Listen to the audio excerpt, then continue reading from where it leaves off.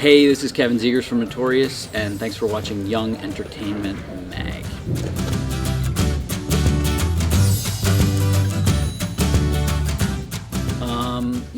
I remember I auditioned for a movie called Air Bud when I was like 11, and I remember auditioning just with the director, like on the roof of a hotel, which was weird.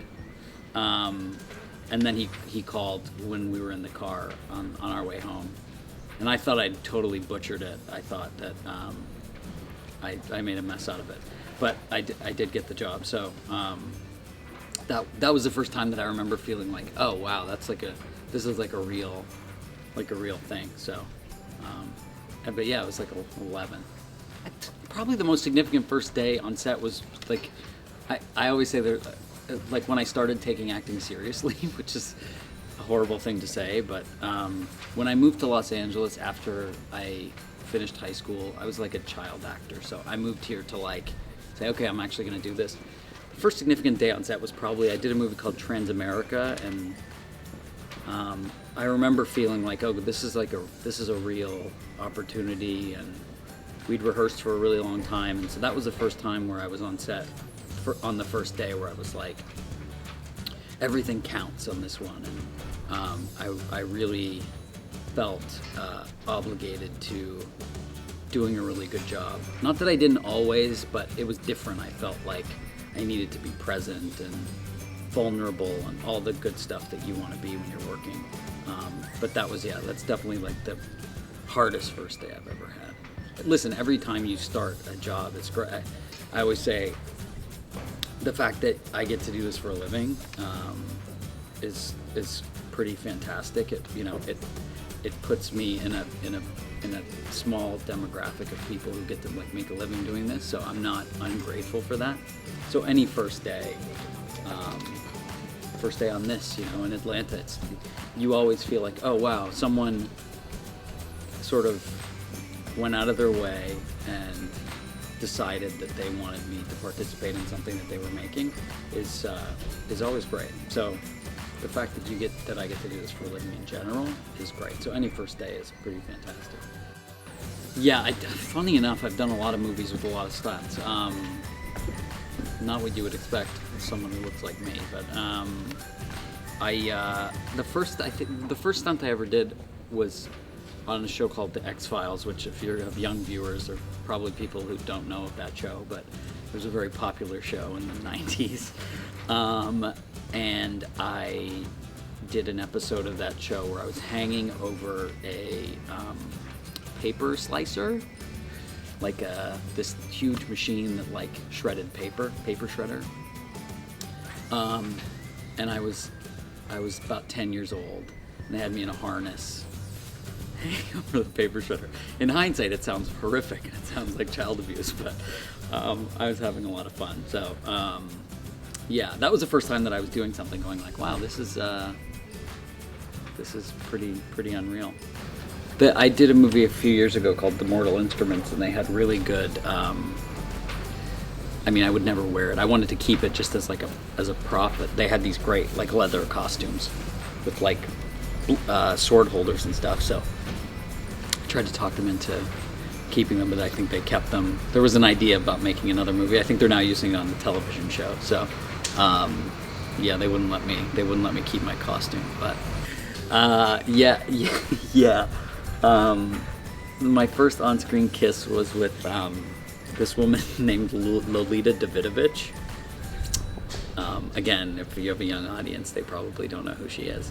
But she's much older than I was. I was probably 13 at the time. Another situation that sounds really bad. But I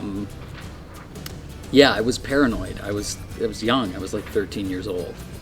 So I think I barely kissed a girl in my personal life. And she was probably 40. So I was nervous. I was really nervous. I haven't thought about that in a really long time, but that was. I have like a weird experience with actors because I didn't really know that I liked movies when I started doing them, which is like a weird thing.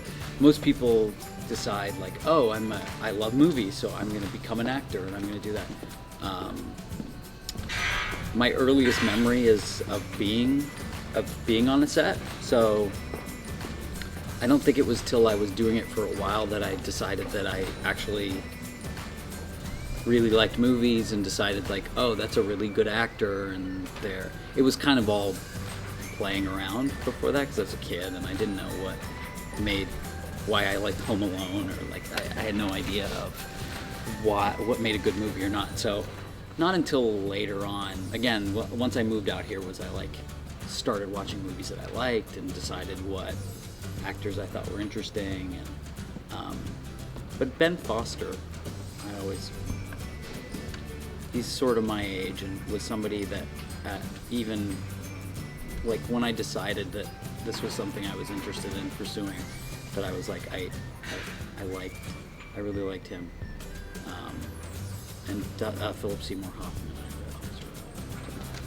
Yeah, I mean, I take advice wherever I can get it from especially other directors too. I deal much better in criticism than I do in praise. I don't really. It's hard for me to recreate something, so I feel like praise is sort of going like, I loved you in that thing, and me going like, I can't remember what I did and what then I'm sort of backpedaling. So criticism I find really helpful,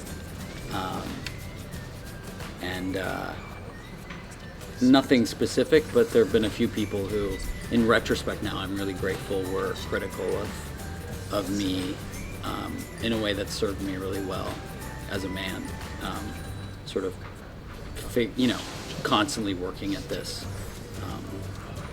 Because I think the one piece of advice that I got that really stuck was sort of the moment that you stop trying to get better or figure out a new way to do this is the day that you're kind of you should just hang it up. So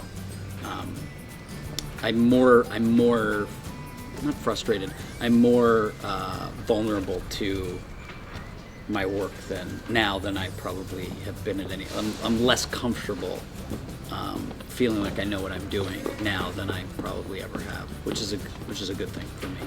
I mean, it's cliche, but to do something that you really like. Life is a long thing, so I would say try things around that you think you might be interested in, and if you're not, just find something else. Because I see a lot of people who ended up kind of stuck doing something that they don't really love and that they don't really. I don't feel like I work. I work hard at this, certainly, but if I'm working with somebody on something that we're gonna shoot here in a couple of days, and I spend a few hours like on Skype with this woman who I work with in Venice, it doesn't feel like work to me because it's interesting and I want to get better and I want to find things out about so I don't think of it as if we're here for 15 hours.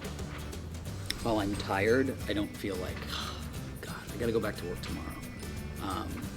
And I've been doing this for 25 years, so I'm grateful that even though I didn't really choose it, it sort of chose me at a certain point, but that would be my advice, is just find something you like, because there are going to be days where it's not as much fun as you would like, but I never feel like there's a day wasted where I'm on set. So.